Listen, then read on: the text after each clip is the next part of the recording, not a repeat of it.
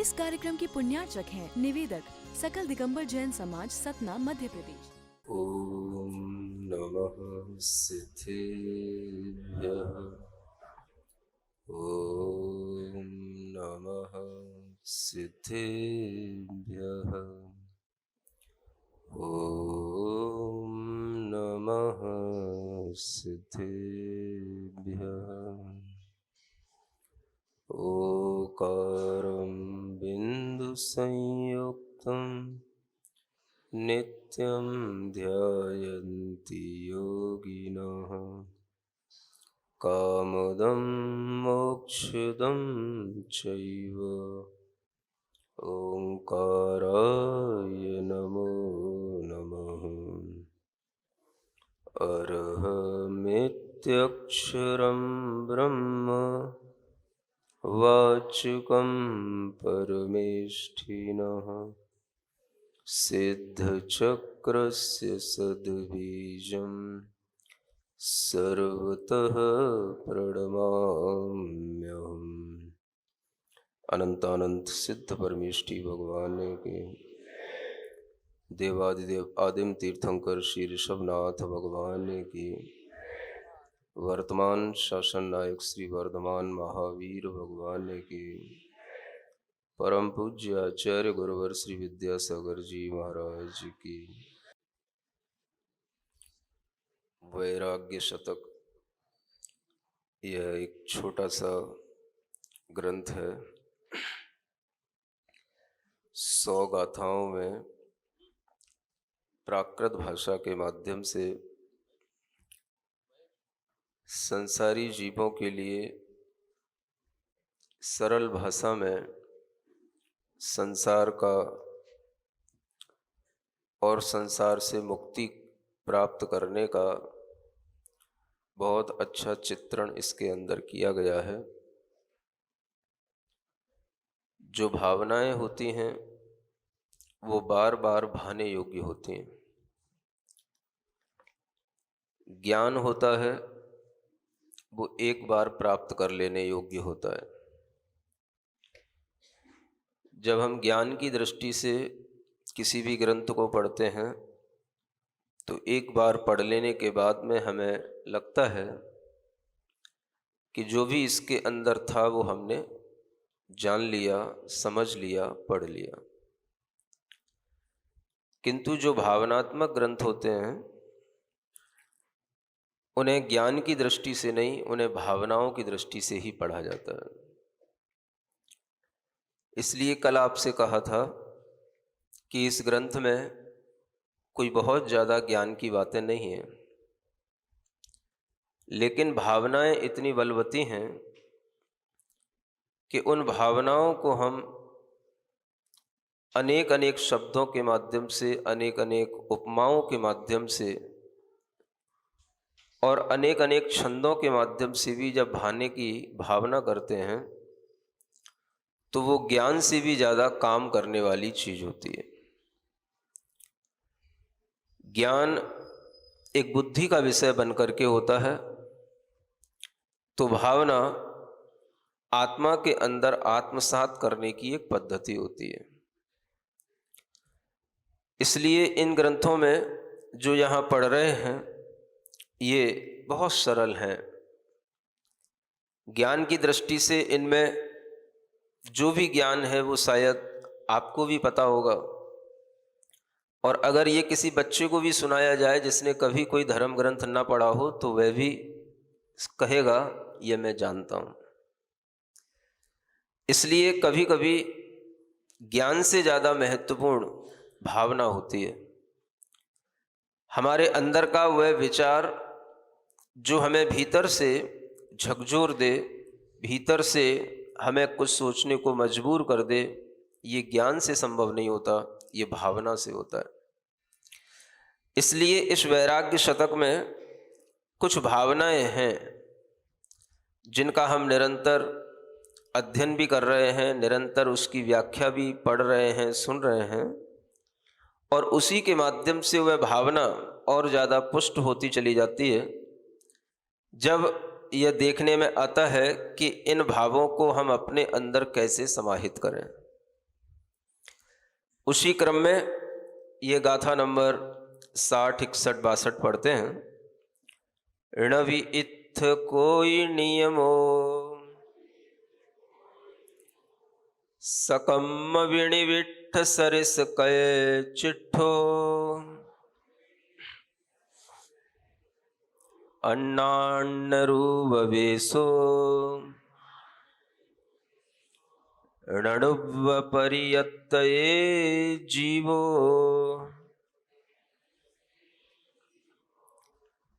नरये सवेयणाओ अड़ोवमाओ असाय बहुलाओ रे जीवतये पत्ता अनंत खुत्तो बहुविहाओ देवत्ते मणुवत्ते पराभियोगत्तणम उवगयणम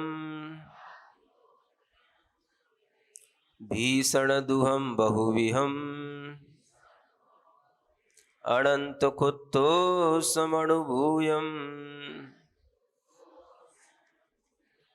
यह इन गाथाओं में कहा जाता है। गाथा नंबर 60 है सामने। यहाँ पर कोई भी नियम नहीं है। नवि इत्थ कोई नियमो, किस बात का?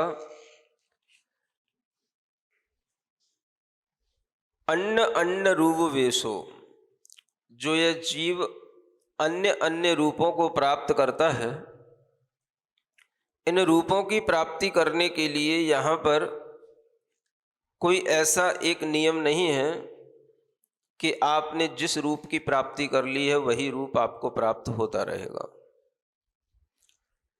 क्योंकि रूप की जो प्राप्ति होती है वह होती है सकम विणविट्ठ सरिस कय चिट्ठो। अपने कर्मों से जो हम अपने ही अंदर, आत्मा के अंदर निविष्ट कर देते हैं कुछ संस्कारों को, और उसके फल से फिर वह हम कुछ चेष्टाएं करते हैं, उन चेष्टाओं के कारण से ही यह अन्य अन्य रूपों की प्राप्ति होती है। अगर कोई व्यक्ति ये सोचे कि मैं मनुष्य बना हूं तो हमेशा मनुष्य ही बना रहूंगा, तो आचार्य कहते हैं ऐसा कोई नियम नहीं है।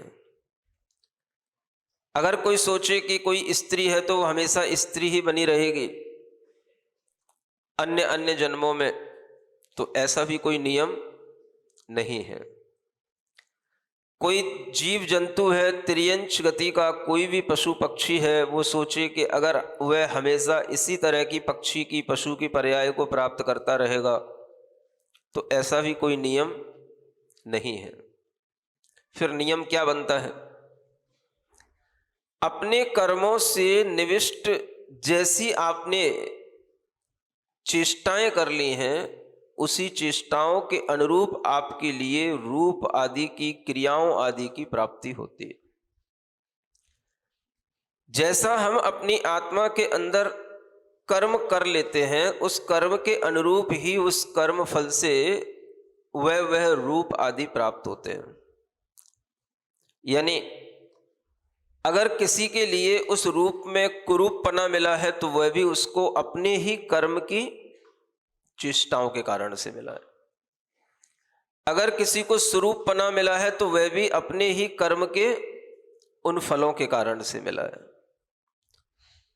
हर जीव अपनी आत्मा में इस तरह से कर्मों को निविष्ट कर लेता है, बिठा देता है कर्मों को, कि उन्हीं कर्मों के फल से उसे फिर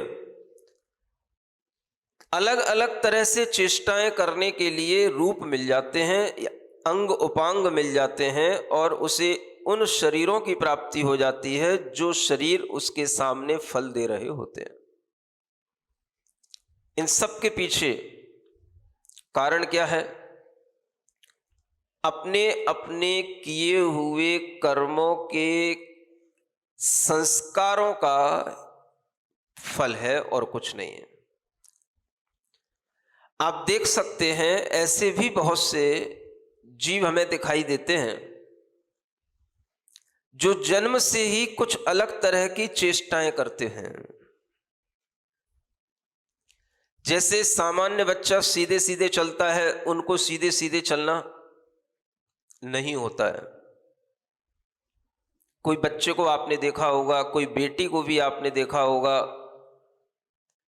जिसके पैर में कुछ इस तरह का, उसे आप लकवा कह सकते हैं, लेकिन इस तरह का एक ऐंठन हो गया कि वह सीधा कदम नहीं रख सकती। अब ये कब से है? तो बचपन से है। अब इस चेष्टा के लिए कौन जिम्मेदार है? अगर वह अपना पैर सीधा उठा करके नहीं रख करके चल सकती, तो इस चेष्टा के लिए वो जिम्मेदार उस जीव का, उस आत्मा का अपना स्वकीय कर्म है। सब लोग सीधे सीधे चलते हैं, लेकिन वह चलते हुए क्या बोले, लड़खड़ाती है। चलते हुए उसके पैर तो लड़खड़ाते ही हैं, लेकिन हाथ भी अगर देखोगे तो वह भी कुछ तिरछे हैं, कुछ टेढ़े मेढ़े हो रहे हैं। आप पूछोगे ये सब कैसे हो रहा है, इसके पीछे क्या कारण है? तो ये कारण यहां थोड़ा बताया जाता है कि यह जीव अपने किए हुए कर्म से जिस तरह से उन्हें अपनी आत्मा में बिठा लेता है, उन्हीं कर्मों के सदृश उसे चेष्टाएं करनी पड़ती हैं। अब उसका पिछला जन्म हमें ज्ञात नहीं, पिछले जन्म में वो क्या थी ये हमें ज्ञात नहीं, लेकिन हमें ये जो वर्तमान में वह कर्म का फल दिखाई दे रहा है, ये सामने आ रहा है, और इसको देख करके हम हैरान होते हैं कि ये बच्चा कितना दुखी है, ये कितना बड़ा होने के बावजूद भी सीधा न अपने हाथों का इस्तेमाल कर पाता है, न सीधा चल पाता है। और इस तरह के चेष्टाओं को देखते हुए अगर आपके मन में कोई विचार आए, भीतरी विचार, तो ये आ सकता है जो यहां बताया जा रहा है। हम जो भी चेष्टाएं कर रहे हैं, हमारे जो भी तरह से हाथ पैर चल रहे हैं, हमारे मुंह की जो भी शेप है, हमारी आंखें छोटी या बड़ी जैसी भी हैं, ये सब कैसे हैं? ये अपने किए कर्म के फल से हैं। और कर्म में वह चेष्टा हमने पहले निविष्ट कर दी। निविष्ट मतलब हमने उस तरह के कर्म करके पहले उस अपनी चेष्टाओं से उन कर्मों को अपनी आत्मा में बिठा लिया, और वो कर्म आत्मा में बैठ गए। और वह कर्म जब फल देंगे तो समय पर देंगे। एक बहुत ध्यान से सुनने योग्य बात मैं आपको बता रहा हूं। अगर आपके बच्चे भी सुन पाए तो ठीक है, और नहीं सुन पाए तो उन्हें बाद में भी सुना देना। आज हम देखते हैं कि बच्चे तरह तरह से नृत्य करते हैं, नाचते हैं, डांस करते हैं। डांस करना अलग बात है, नृत्य करना अलग बात है, और उसके पीछे का एक उद्देश्य क्या? दूसरों को लुभाना। दूसरे हमारे उस नृत्य को देख करके कहें वाह वाह, ये एक उद्देश्य अलग है। आजकल आप देखोगे बच्चों के लिए उद्देश्यों की प्राप्ति नहीं होती है, बच्चे सिर्फ देखा सेखी करते हैं। ये जितने भी आपके मोबाइलों के सिस्टम चल गए हैं, बच्चों के मनोरंजन के लिए सब चीजें उनके अंदर होती हैं, और बच्चे क्या करते हैं? उन्हें जिसका नृत्य अच्छा लग रहा है, जो गाना अच्छा लग रहा है, उसको सामने रखते हैं और वैसा ही नाचने की, वैसा ही गाने की चेष्टा करते हैं। अगर ये केवल मनोरंजन के लिए है, केवल अपने लिए है, तो वाजिब है। थोड़ी देर के लिए अपना मनोरंजन कर लिया, कोई बात नहीं। लेकिन अगर इसमें ये मन लग गया कि देखो मैं कितना अच्छा कर लेता हूं, कितना अच्छा कर लेती हूं, और उसके लिए फिर वह नृत्य आदि की क्रियाओं को करके वह दूसरों को दिखाने के लिए हो गया, दूसरों को लुभाने के लिए हो गया, पैसा कमाने के लिए हो गया, तो उद्देश्य बदल गया। नृत्य एक कला भी है और नृत्य एक व्यसन भी है, बुराई भी है। जब कला होती है तो उसे अच्छे उद्देश्य के साथ में प्रस्तुत किया जाता है। बच्चों को म्यूजिक भी सीखना चाहिए, डांसिंग भी सीखना चाहिए, लेकिन सीखने के बाद में अपने उद्देश्य बना करके रखने चाहिए कि हम इन उद्देश्यों के साथ में कभी भी दूसरों को लुभाएंगे नहीं।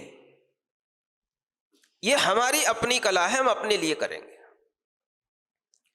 इस कला का प्रदर्शन अगर हमें किसी तरह से अच्छे उद्देश्यों के साथ करना पड़े धर्म मंच पर, तो करेंगे।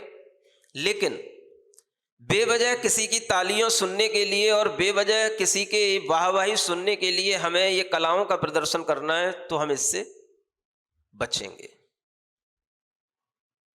ऐसा हो सकता है।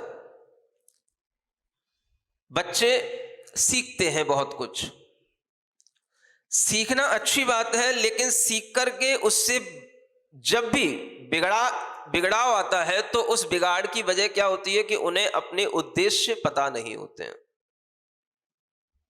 आप कभी किसी ऐसे बच्ची को देखना, कोई आपकी दृष्टि में हो, तो आप उसको फोकस मत करना, न ये सोचना कि मैं किसी को लक्ष्य लेकर के कोई बात कह रहा हूं।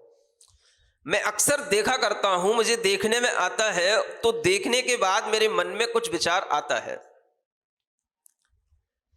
मैंने कभी अगर ऐसे किसी बच्चे को देखा जो सीधा नहीं चल पा रहा, उसके हाथ में भी थोड़ा सा टेढ़ापन आ गया, उसके पैर में भी थोड़ा टेढ़ापन आ गया, और वो बचपन से आ गया। अब ये क्यों आ गया? जब वो बच्चा चल रहा है तो मुझे ऐसा लग रहा है जैसे कि वो नृत्य कर रहा हो, लेकिन वो नृत्य नहीं कर रहा है। वो क्या कर रहा है? वो सीधा चल रहा है, लेकिन सीधा चलने की कोशिश में भी सीधा चल नहीं पा रहा है। उसके हाथ पैर इस तरह से बेंड हो गए, मुड़ गए, कि वह सीधा करने की कोशिश में भी उसको सीधा रख नहीं पाता। अब ये कैसे हुआ? कोई केवली भगवान होते, अवधि ज्ञानी मुनि महाराज होते, तो शायद देख करके बताते। लेकिन श्रुत ज्ञान जो हमारे सामने है, उसमें एक अनुमान ज्ञान भी आता है। उस अनुमान ज्ञान के माध्यम से भी हम इसको थोड़ा सा व्याख्यायित कर सकते हैं।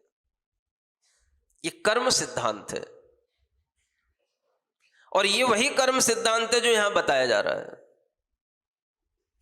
जैसी चेष्टाएं हमने की, वो चेष्टाएं हमारी आत्मा में निविष्ट हो गईं, और उन चेष्टाओं से वह कर्म हमारी आत्मा में इस तरह से बैठ गए कि वह कर्म जब अपना फल देने के समय पर अपना फल दिए, तो हमारे हाथ पैरों को भी वैसा ही कर दिए। क्या आपको लगता है कि कभी ऐसा हो सकता है? जिस शरीर को प्राप्त करके हमने उस शरीर से केवल दूसरों का मनोरंजन किया हो, जो भी नृत्य हैं, गीत हैं, किसी भी तरीके के भड़कीले गाने हैं, उनके साथ होने वाले डांस हैं, जब कोई कर रहा होता है, करने वाले को भी पता नहीं होता है वो क्या कर रहा है, और देखने वालों को भी पता नहीं होता वो क्या देख रहे हैं, लेकिन भीतर एक जो कर्म का कृत्य चल रहा होता है, कर्म का जो कार्य चल रहा होता है, वो अलग चल रहा होता है। अगर वह कर्म उस समय पर उस आत्मा में निविष्ट होगा तो कैसा होगा? वैसा ही होगा जैसी क्रिया की जा रही है, जैसा विचार किया जा रहा है, जैसा उस समय पर उसका मूवमेंट हो रहा है।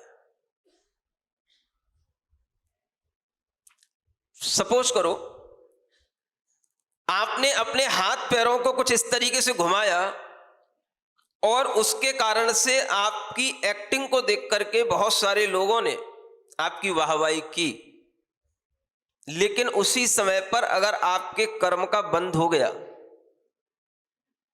उसी समय पर अपनी चेष्टाओं से अपनी आत्मा में वो कर्म इस तरह से निविष्ट हो गए, तो बहुत कुछ संभव है कि अगले जन्म में अपने को वो उसी तरह के हाथ, उसी तरह के पैर बनने की स्थिति बन जाए। एक डरावनी बात बता रहा हूं मैं लेकिन ये अनुमान ज्ञान से बता रहा हूं। अनुमान ज्ञान माने कर्म और कर्म फल का ज्ञान, ये अनुमान ज्ञान से बनता है।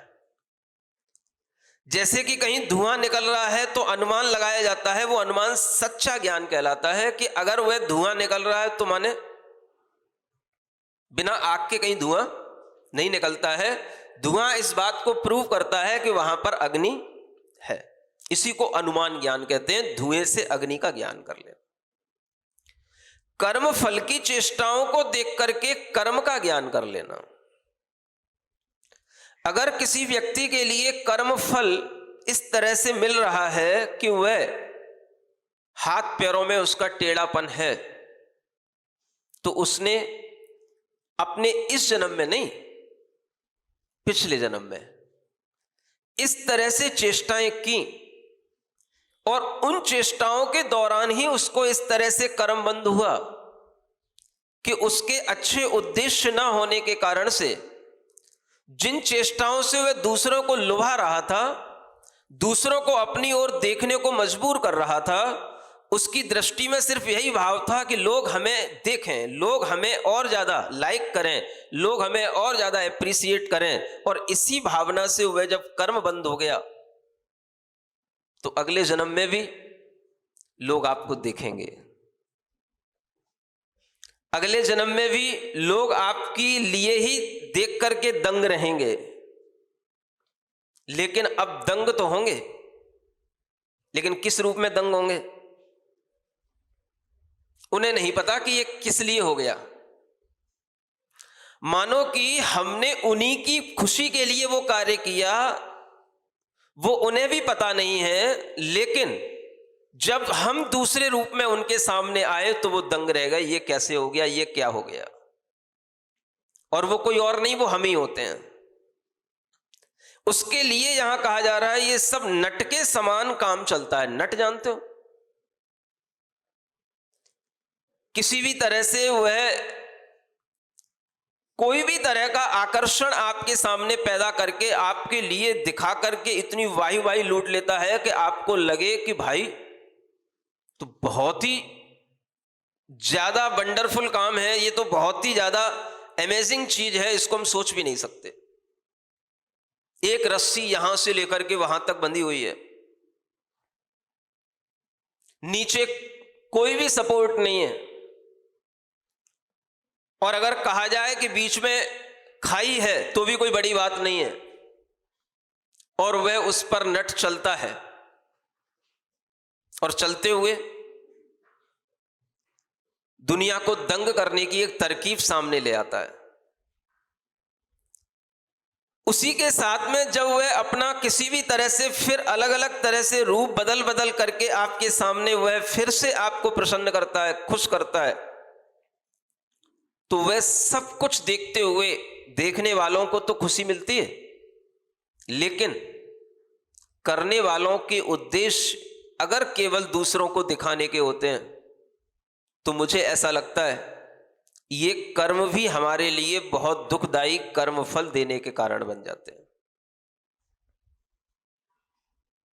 वही नृत्य, वही क्रिया आपके लिए पुण्य बंध का भी कारण हो सकती है, और वही नृत्य, वही क्रिया आपके लिए पाप बंध का भी कारण हो सकती है। पाप का बंध करने के लिए आचार्यों ने कहा योगों की वक्रता ये शरीर के अंदर आने वाली वक्रताएं जो हैं ये अशुभ नाम कर्म के बंध का कारण है। ये सूत्र में लिखा है, योग वक्रता विषम बाधनम। ये अशुभ नाम कर्म, योगों की वक्रता क्या वस्तु है? मन वचन काय इतने कुटिल हैं, इतने विकृत रूप में हम सामने ला रहे हैं कि उनके कारण से हमारे लिए वो अशुभ नाम कर्म का बंध भी हो सकता है, शास्त्र में लिखा है। और नाम कर्म का कार्य क्या होता है जानते हो? शरीर को बनाना। ये काम कौन करता है? नाम कर्म। किसी भी तरह की शरीर की रचना है, ये कार्य कौन करता है? नाम कर्म। तो नाम कर्म का कार्य क्या हुआ? शरीर को, अंग उपांगों को बनाना। अब अगर अंग उपांग सही नहीं बन पाए, उनमें वह सीधापन नहीं आ पाया, उनमें वह टेढ़ापन रह गया, तो ये टेढ़ापन कहां से आया? योग वक्रता इस सूत्र कह रहा है। और योगों की वक्रता का मतलब क्या है? जब हम अपने शरीर को, अंग उपांगों को इतने कुटिल ढंग से घुमाएं, इतने कुटिल ढंग से उसको वक्र बनाएं कि सामने वाला देख करके आपकी प्रशंसा करने लग जाए, तो आपने प्रशंसा तो लूट ली, लेकिन हुआ क्या?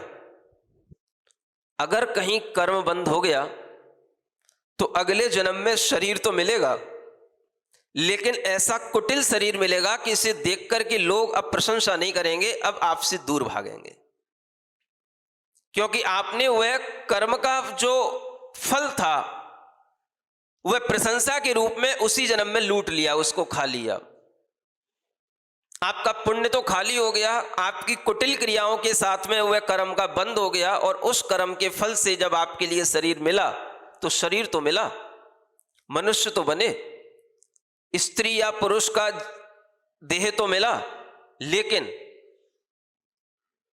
कहीं उंगलियों में टेढ़ापन, कहीं बाह में टेढ़ापन, कहीं पैरों में टेढ़ापन, कहीं गर्दन में टेढ़ापन, ये तरह तरह के टेढ़ेपन कहां से आ गए?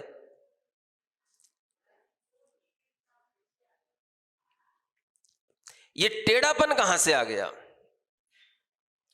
ये टेढ़ापन आने का मतलब है कि ये हमने जो क्रिया है उसका हम फल देख रहे हैं। जो किया है उसी का फल है, और जो किया है वो कहां बैठ गया है? वो हमारी आत्मा में बैठ गया है। आज मैं सावधान करना चाहता हूं उन बच्चों को जो बच्चे केवल मोबाइलों को देख देख करके, अनेक तरह के इस तरह के नृत्यों को देख देख करके अपने शरीर में तरह तरह के घुमाव लाने की कोशिश करते हैं। वह अगर कोई आपको कला सीखने की दृष्टि है तो कला सीख लेना अलग बात है। मैं फिर कह रहा हूं कि जो भी कर्म के बंद होते हैं अपने उद्देश्यों के आधार पर होते हैं। अगर हमारा उद्देश्य कला सीखना है तो उद्देश्य पवित्र है, और अगर हमारा उद्देश्य अपने शरीर से दूसरों को लुभाना है तो उद्देश्य अपवित्र है। अपवित्र उद्देश्य के साथ में शरीर की चेष्टाएं होंगी, इस तरह की कलाएं दिखाई जाएंगी, तो नियम से ऐसे कर्म उस आत्मा में निविष्ट कर जाएंगे। जब फल मिलेगा तो आप दंग रह जाएंगे, ये क्या हो गया। जो बच्चे जन्म के साथ में इस तरह से आपने देखा होगा, आंख नाक वैसे तो सबके पास होते हैं, लेकिन फिर भी नाक की भी शेप सबकी एक जैसी नहीं होती, आंख की भी शेप साइज सबकी एक जैसी नहीं होती। जो कुछ भी मिलता है वो अच्छा है या बुरा है, वो किससे मिलता है? ये सब हम इस जन्म में निविष्ट कर लेते हैं। इसलिए पिछले जन्म में जो था वो तो अब हमारे लिए ठीक है, उस पर तो हमारा कोई जोर है नहीं है, जो हो चुका वो हो चुका। लेकिन इस जन्म में हम कुछ जो करें तो वो सावधानी के साथ करें कि हमारे लिए इस जन्म में कोई ऐसे कर्म हमारे अंदर ना बैठ जाएं जो हमें आगे किसी रूप में विकृत बना दें। कभी आपने ऐसे भी बच्चों को देखा होगा जिनकी केवल एक आंख काम करती है, एक आंख बंद रहती है। सुन रहे हो? किसी की बुराई नहीं कर रहा मैं। कर्म फलों को देख करके कर्म का अनुमान लगाना सीखो आप। मैं आपको ये बताना चाह रहा हूं इस ग्रंथ में। अब मैं क्या करूं, ज्ञान होता नहीं तो भी मुझे ज्ञान दिख जाता है। समझ आ रहा है? वैसे मैं कह रहा था इसमें कुछ ज्ञान नहीं है, लेकिन इसमें वो ज्ञान है जो ज्ञान हमें भावनाओं से जोड़ रहा है। अपने कर्मों को निविष्ट कर लिया हमने अपनी आत्मा में, और उसी के कारण से कई चेष्टो व कृत चेष्टाएं, जो चेष्टाएं की जा रही हैं वो उसी के कारण से हो रही हैं। ये ज्ञान है इसके अंदर।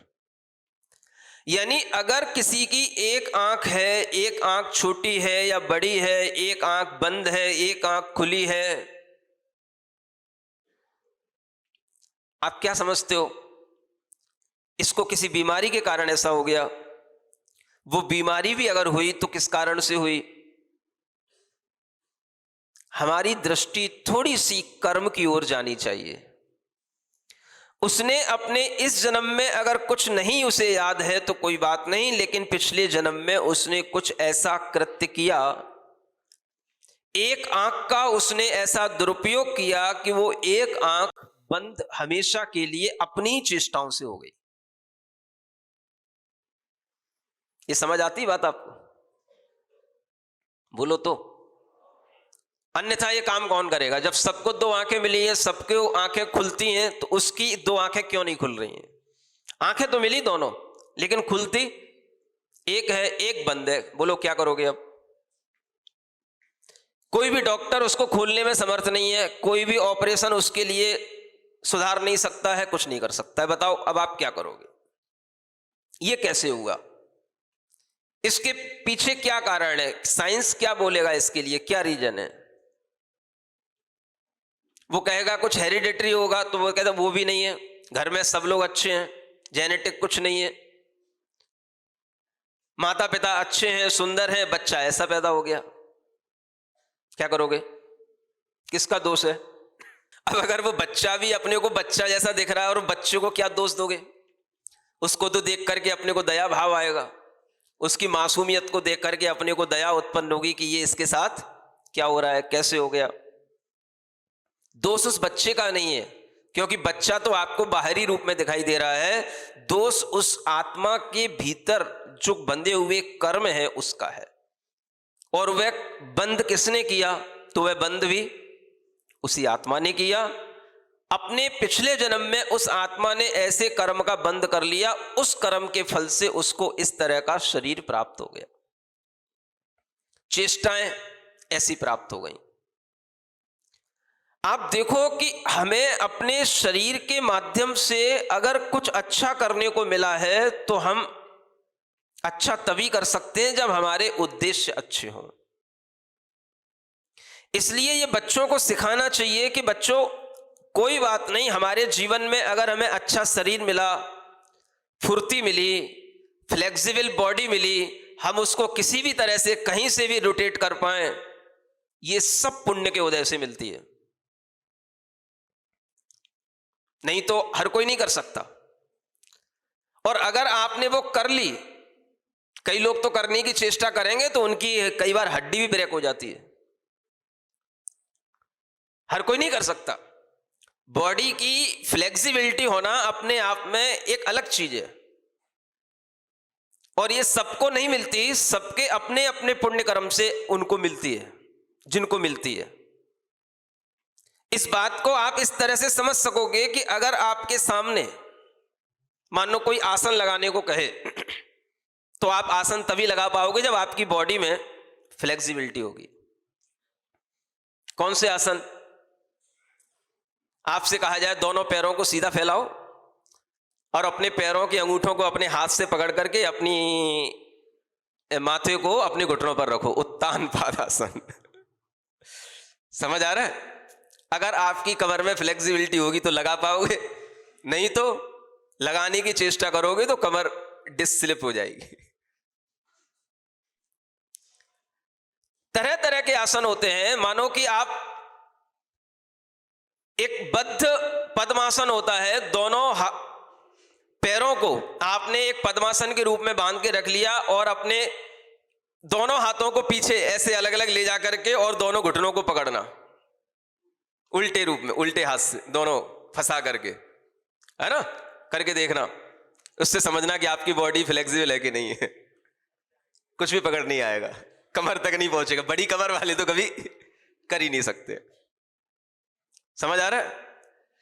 आपको अपनी बॉडी को फ्लेक्सिबल बनाने की कोशिश तो करना कि बॉडी में टाइटनेस ना आए। जितनी बॉडी फ्लेक्सिबल रहेगी उतने उसके अंदर मूवमेंट अच्छा होगा। मूवमेंट अच्छा होगा तो वह एनर्जेटिक रहेगी।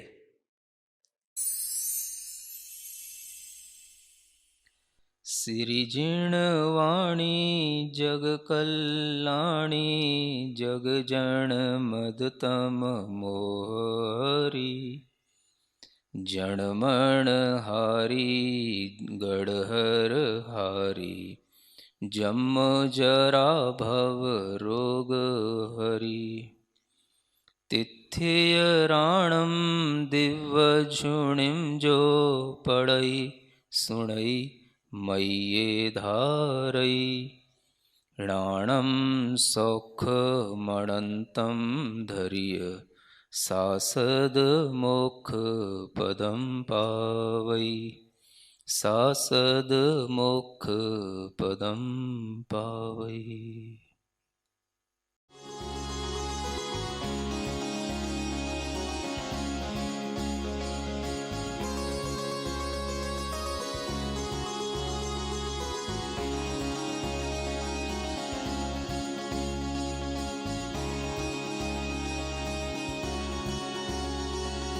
इस कार्यक्रम के पुण्यार्चक हैं निवेदक सकल दिगंबर जैन समाज, सतना, मध्य प्रदेश।